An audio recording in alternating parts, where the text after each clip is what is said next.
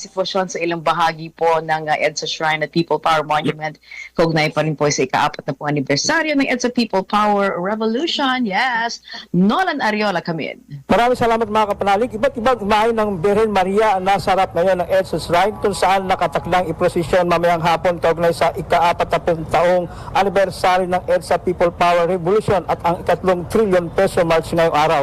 Naka-deploy naman ang mahigit 11,000 pulis ng NCRPO sa iba't ibang bahagi ng Metro Manila kabilang EDSA Shrine.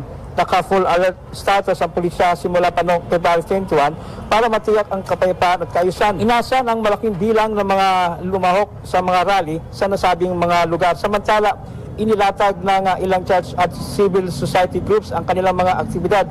Ayon kay Kiko Aquino D. idaraos ang main event sa People Power Monument sa may EDSA sa ilalim ng temang Tayo ang People Power Laban sa Korupsyon at Dinastiya. Sa naturang pagtitipon, ipapanawagan ng mga grupo ang pagpasa sa anti-dynasty law, ang party list reform law at iba pang sistematikong reforma.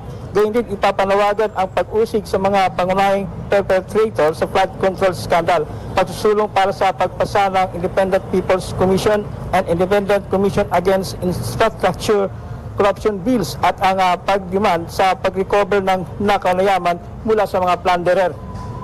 Ayon sa organizer, 4 na bahagi ang programa. Sa unang bahagi, sisimulan ito ng prayer march mula sa EDSA Shrine dakong alas 7 ng umaga patungong People Power Monument. Susundan ito ng programa sa hapon na papangunahan ng civic at church-based coalitions kung saan bandang alas 3 ng hapon isasagawa ang main program. Sa ikatlong bahagi, magdaraos ng evening mass sa EDSA Shrine alas 6 ng gabi na papangunahan ni Archbishop Socrates Villegas ng Archdiocese of Lingayen, Dagupan. Sa huling bahagi, magsagawa rin ng youth event at libreng konserto, tampok ang Ben and Ben at iba pang artists na inorganisa ng Caritas Philippines sa Ton Centres. Para sa Veritas 846, ang radyo ng simbahan, ako inyong kabanalig, Nolan Ariola, sumainyo ang katotohanan.